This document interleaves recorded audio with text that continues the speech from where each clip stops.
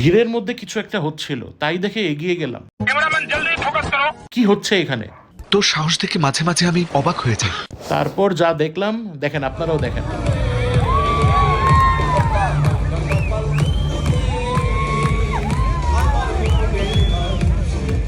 পয়লা বৈশাখের আগের দিন আর পয়লা বৈশাখের দিন, এই 2 দিন আপনি বাংলাদেশের যে কোনো প্রান্তে বাংলা গান ছেড়ে যত উদম নাচানাচি করেন, কেউ আপনাকে পাগল বলবে না। কথাটা ঠিকই বলেছেন। হাজার বছর ধরে পয়লা বৈশাখের আগের দিন রাতের বেলা মানিক মিয়াতে আলপনা করা হয়, এটা বাঙালির ঐতিহ্য।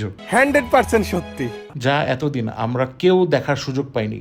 আচ্ছা, তাই আমরা বন্ধুরা সবাই মিলে প্ল্যান করে চলে গেলাম পয়লা বৈশাখের আগের দিন রাতের 12টার দিকে। পুরো মানিক মিয়া এভিনিউতে শুধু রং তুলি, আলপনা, যে দেখি বিশাল আয়োজন, হুলস্থুল অবস্থা, সবাই রং করছে, রাস্তায় ব্যারিকেড দিয়ে, সাথে লাইট শো, সাথে মিউজিক, এবং সাথে এখানে একটা ছোটখাটো মেলার মতো অনেকগুলো স্টলও ছিল। কেসটা তুমি ধরেই ফেলেছো। সবচেয়ে বেশি মজা পেয়েছে বাচ্চারা, কারণ রাস্তা বন্ধ, কোনো গাড়ি নাই, কোনো হকার নাই, তারা শুধু ছুটাছুটি করেছে এবং খুব সুন্দর একটা কোয়ালিটি টাইম স্পেন্ড করতে পেরেছে। সাথে আমরাও সবাই একটু রং টং করে নিলাম, শৈল্পিক প্রতিভা একটু দেখাই ফেললাম এখানে।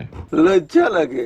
খুব সুন্দর একটা ভাইব ছিল, আমরা খুব এনজয় করেছি। পয়লা বৈশাখের আগের দিন রাতের বেলা এমন একটা ডিফারেন্ট ভাইব আগে কখনো এক্সপিরিয়েন্স করিনি। এরপর আমরা একটা টেসলা নিয়ে রাত 2টার দিকে ফুরফুরায় বাসায় চলে আসলাম। ভিডিওটি ভালো লাগলে শেয়ার করে দিবেন। Thank you so much.